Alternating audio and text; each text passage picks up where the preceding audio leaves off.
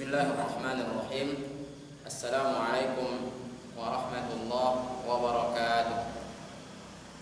Alhamdulillahi ala ihsanih wa syukru lahu ala taufiqihi wa amtinani. Ashhadu an la ilaha illallah ta'ziman li sya'ni wa ashhadu anna Muhammadan abduhu wa rasuluh al-hadi ila taufiqi ad-da'i ila ridwani sallallahu alaihi wa ala alihi wa ala alihi wa ashabihi wa ahwanihi wa sallama tasliman katsiran. Ikhwatal iman, ikhwatal islam, saudara-saudariku yang dimuliakan dan dirahmati oleh Allah Subhanahu wa taala. Puji dan syukur marilah senantiasa kita panjatkan kehadirat Allah Subhanahu wa taala atas segala nikmat dan rahmat yang telah Allah anugerahkan kepada kita semuanya, sehingga dengan nikmat dan rahmat yang Allah limpahkan kepada kita sehingga kita bisa hadir dan berkumpul di rumah Allah Subhanahu wa taala dalam rangka dan tujuan untuk bertaqarrub, untuk mendekatkan diri kepada Allah Subhanahu wa taala. Kemudian marilah senantiasa kita berselawat kepada Rasulullah sallallahu alaihi wasallam. Allahumma shalli ala Muhammad wa ala ali Muhammad. Ikhwatal iman, ikhwatal islam, saudara-saudariku, Bapak Ibu yang dimuliakan oleh Allah Subhanahu wa taala. Pada kesempatan yang berbahagia ini kita akan membahas sebuah tema ataupun sebuah judul ataupun sebuah maksiat yang maksiat ini sudah tidak asing lagi, yaitu masalah zina. Apa pengertian zina? Apa definisi zina? Apa hukum zina tersebut?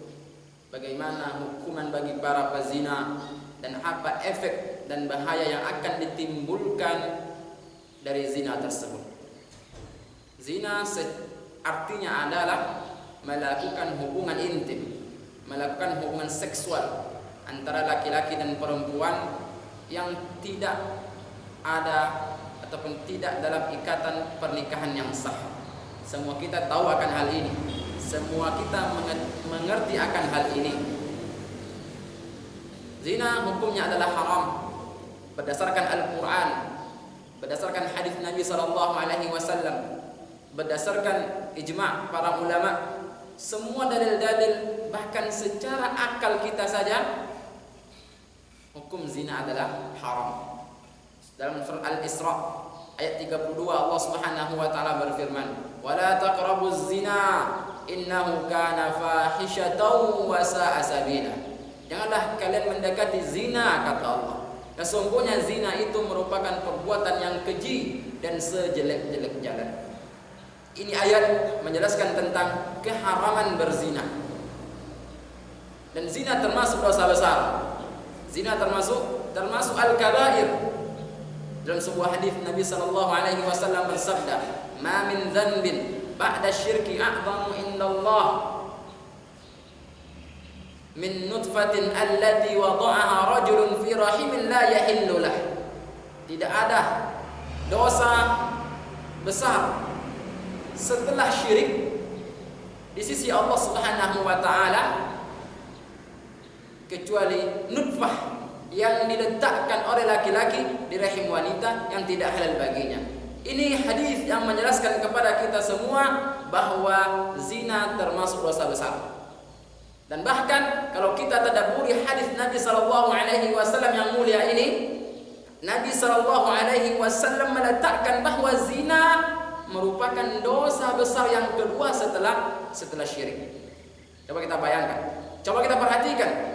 Dosa yang paling besar adalah syirik. Kemudian setelah itu di dalam hadis ini Nabi sallallahu alaihi wasallam menjelaskan dosa besar setelah syirik adalah zina. Waliyadzubillah.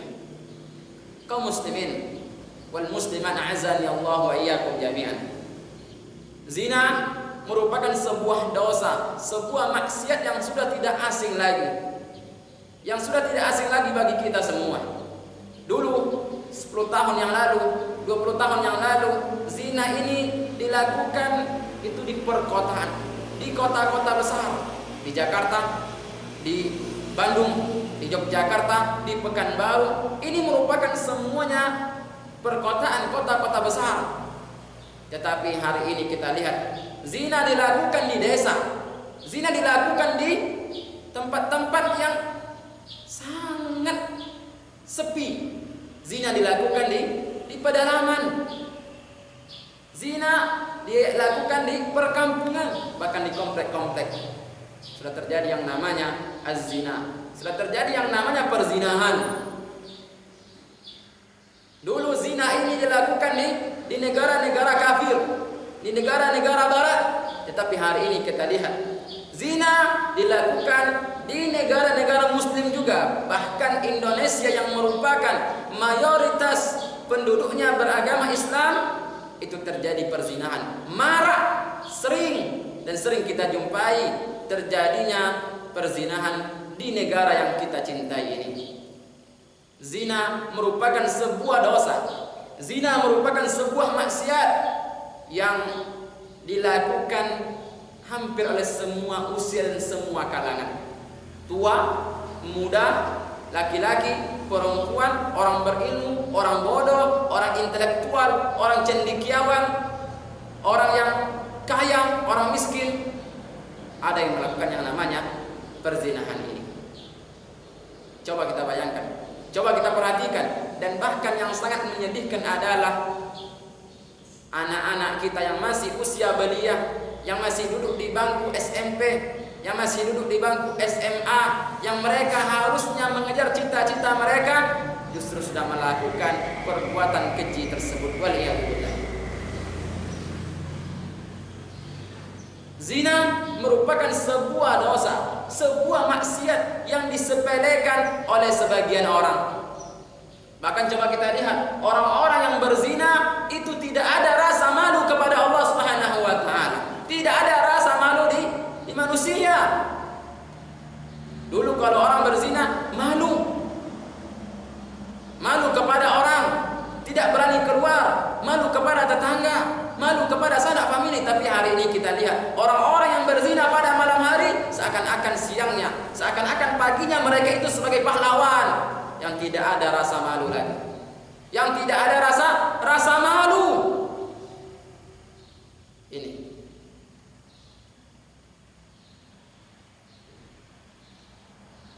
kemudian zina merupakan sebuah maksiat, sebuah dosa yang disepelekan oleh bangsa ini, yang disepelekan oleh negara ini.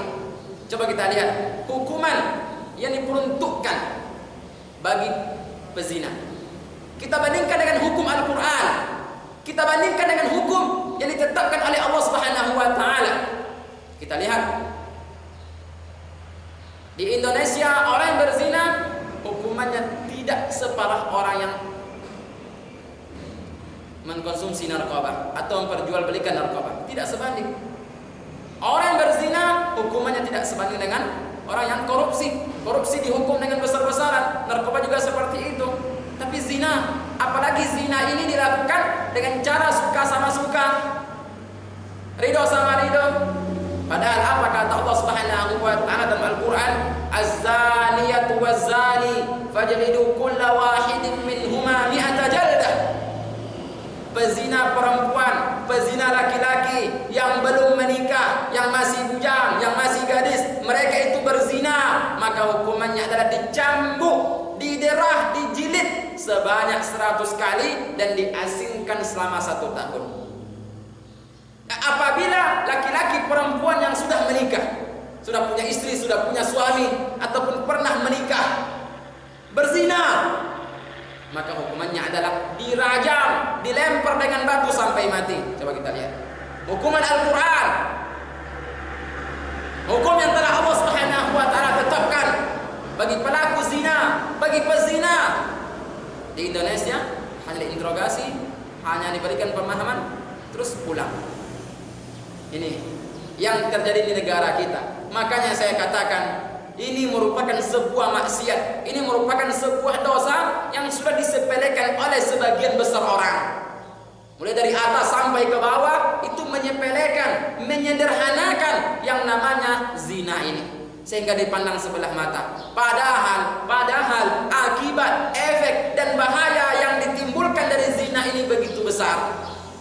Zina yang dilakukan oleh seseorang itu berefek kepada dirinya, berefek kepada keluarganya, berefek kepada tetangganya, berefek kepada masyarakat luas, berefek kepada negara, dan pastinya berefek kepada agamanya. Dan bahkan yang membuat hati kita sedih hari ini adalah zina ini merupakan sebuah dosa, sebuah maksiat yang diperjualbelikan, yang diperdagangkan, yang dari situ dapat uang. La haula wala quwata illa billah. Kita lihat prostitusi di mana-mana, kafe-kafe, warung rambang-rambang di mana? Di mana pemerintah kita? Di mana orang yang memiliki kekuasaan, yang harusnya mereka punya andil di dalam membasmi itu semuanya? Tetapi mereka tidak ada yang berani, jarang sekali yang berani untuk membasmi maksiat yang besar ini. Ikhwatal iman, ikhwatal Islam, a'azzani Allah wa iyyakum jami'an. Bahaya ataupun efek zina ini begitu banyak sekali. Dalam sebuah artikel ataupun dalam sebuah tulisan ada 27 bahaya zina. Makanya saya akan menyampaikan beberapa poin saja yang berkaitan dengan bahaya zina ini. Yang pertama adalah zina akan mengurangi agama seseorang. Oh jelas, seseorang yang berzina itu akan mengurangi agamanya, akan mengurangi imannya kepada Allah Subhanahu wa taala. Karena apa? Karena zina ini merupakan fahisyah wa sa'a sabila, perbuatan yang keji dan juga sejelek-jelek jalan. Perbuatan yang keji dan sejelek-jelek jalan. Oleh karena itu secara otomatis ketika seseorang berzina, maka dia akan mengurangi iman dan mengurangi agamanya. Kenapa? Karena ini ataupun zina ini merupakan sejelek-jelek jalan dan perbuatan yang keji. Dan iman itu sifatnya naik dan turun, bertambah dan berkurang. Al-imanu yazidu wa yanqus, kata Nabi. Iman itu bertambah dan berkurang. Yazidu bil ta'ati wa yanqusu bil maksiyah. Bertambah dengan ketaatan dan berkurang dengan kemaksiatan. Ketika zina dilakukan dan ini merupakan perbuatan keji, sejelek-jelek jalan, otomatis imannya drastis akan turun.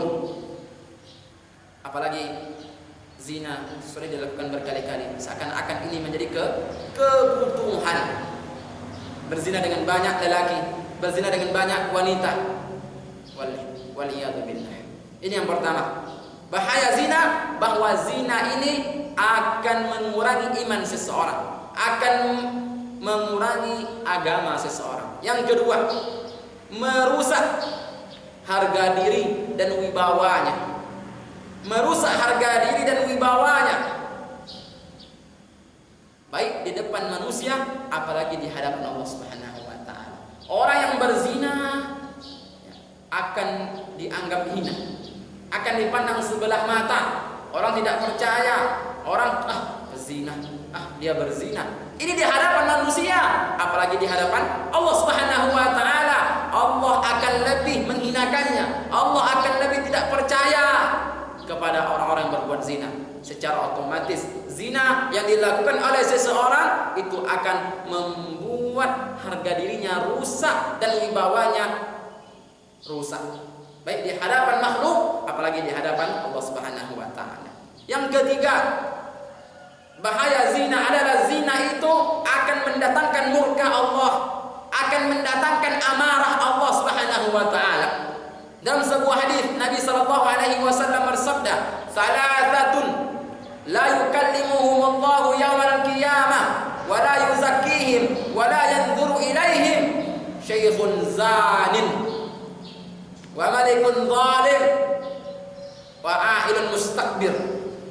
Tiga golongan manusia yang di hari kiamat Allah tidak akan melihat mereka, Allah tidak akan mengajak bicara, Allah tidak akan mensucikan mereka ini.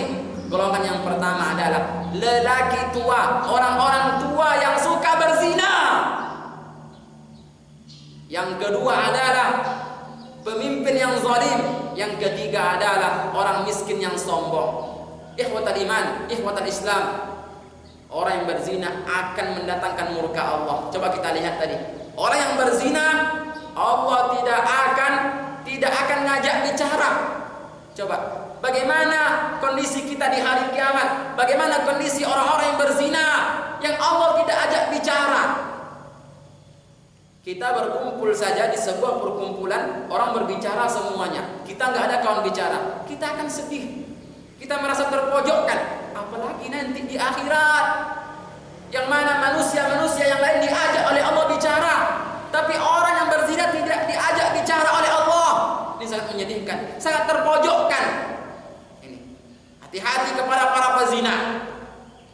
Allah tidak ajak bicara, Allah tidak mau ngajak bicara. Kemudian Allah tidak mensucikan mereka, tidak ada bantuan untuk mereka. Dan Allah Subhanahu wa ta'ala tidak mau melihat mereka ini. Coba kita lihat, Allah saja tidak mau melihat, tidak mau berkomunikasi, tidak mau mensucikan, tidak mau melihat kepada para pezina. Lelaki tua yang suka berzina, kita lihat hari ini, orang-orang tua yang usianya 50 tahun, usianya 60 tahun, masih keluar masuk kafe, masih saja keluar masuk kafe berzina dengan wanita yang tidak halal baginya. Jujur, ini realita yang ada. Zina bukan hanya dilakukan oleh orang-orang muda saja, tidak. Tapi kita lihat orang-orang tua yang sudah punya anak, sudah punya cucu, ya. Bahkan seorang memiliki jabatan di kalangan masyarakat berzina. Ingat, hati-hati, akan mendatangkan azab dan murka Allah. Yang keempat, orang yang berzina hatinya tidak akan tenang, hatinya tidak akan bahagia, hatinya selalu dihantui dengan kegelisahan. Kenapa? Karena ini merupakan sejelek-jelek jalan dan perbuatan yang keji. Walaupun berzina dengan banyak wanita, walaupun berzina dengan lelaki, walaupun berzina dengan perempuan yang sangat diidam-idamkannya, dengan wanita yang sesuai syahwatnya dengan dia, dengan seksi sekali, dengan cantik, putih, tapi tidak akan mendatangkan kebahagiaan. Demi Allah, tidak akan mendatangkan ketenangan hati. Justru yang ada adalah hatinya akan gelisah, hatinya akan gundah ketika zina dilakukan. Cobalah kita lihat orang-orang berzina, apakah tenang hatinya? Tidak. Orang-orang yang sudah melakukan perzinahan, apakah bahagia hatinya? Tidak. Yang ada adalah sebaliknya. Yang kelima, orang yang berzina, perzinahan yang dilakukan oleh seseorang itu akan menghilangkan kesucian. Oh jelas. Karena ini merupakan fahisyah wa sa'a sabila, perbuatan yang keji dan juga sejelek-jelek jalan. Makanya Nabi sallallahu alaihi wasallam berdoa dalam sebuah hadis yang ma'thur, Allahumma inni as'alukal huda wat tuqa wal afafa wal ghina. Ya Allah, aku minta kepadamu ketakwaan, petunjuk dan juga al-afaf. Al-afaf artinya adalah kesucian. Orang-orang yang berzina itu akan menghilangkan kesucian. Jangankan berzina dengan kemaluan, memegang tangan wanita saja yang tidak halal, itu akan menghilangkan kesucian. Apalagi sampai ciuman, berpelukan, dan na'udzubillah sampai kepada perzinahan, menghilangkan kesucian. Oleh karena itu, wahai para pemuda, wahai para pemudi yang kalian masih suci, jangan rusak kesucian kalian dengan berpacaran, dengan berdua-duaan.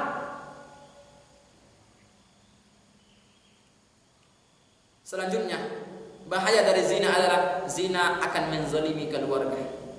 Jelas. Perzinahan yang dilakukan oleh seseorang itu akan menzalimi keluarganya. Contoh, yang sudah punya istri, dia akan menzalimi istrinya. Dia akan menzalimi anaknya.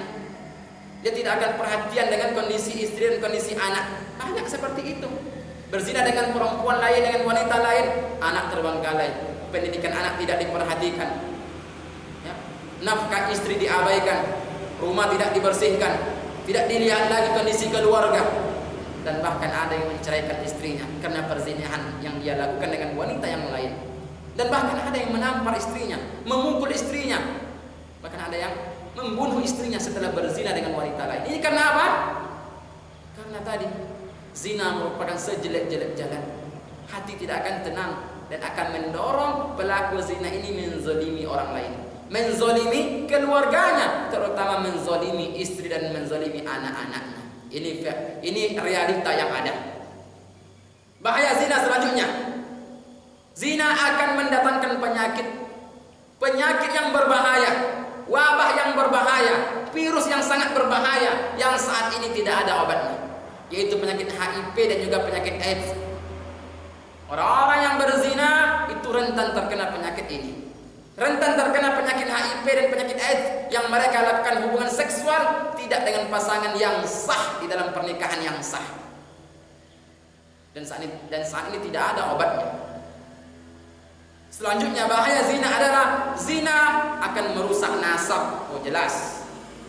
Apabila lahir anak dari hasil perzinahan, maka tidak bisa dinisbatkan nasabnya kepada ayahnya tadi ataupun lelaki yang berzina tadi, tidak bisa.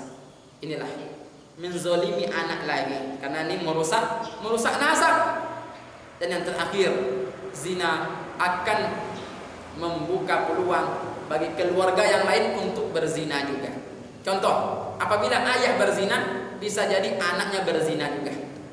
Apabila ayah berzina, bisa jadi nanti anak perempuannya dizinahin sama orang, diperkosa oleh orang.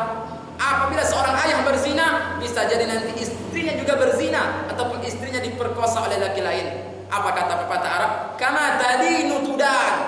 Seseorang itu dibalas sesuai dengan perbuatannya. Hati-hati kepada pelaku zina, kepada orang-orang yang suka berzina, kepada laki-laki yang sering berzina. Hati-hati, itu bisa menjadi sebuah hukuman dari Allah Subhanahu wa taala ketika nanti kita punya anak, ketika nanti keturunan kita, orang terdekat kita, famili kita juga melakukan hal yang sama. Waliyadzubillah. Ikhwatal iman, ikhwatal Islam, azani Allah wa iyyakum. Ini merupakan di antara bahaya zina. Dari sekian banyak bahaya zina, dari sekian banyak efek dan dampak negatif yang akan ditimbulkan dari perzinahan tersebut.